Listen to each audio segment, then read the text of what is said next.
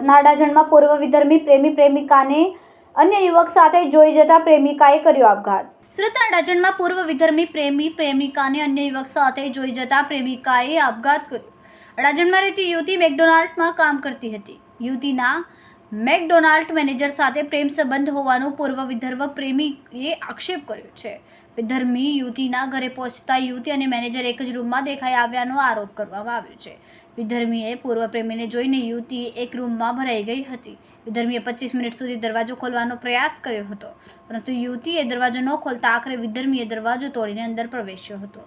યુવતીએ ગળે ફાંસો ખાધેલી હાલતમાં દેખાઈ આવતા યુવતીને હોસ્પિટલ ખાતે લઈ આવ્યો હતો.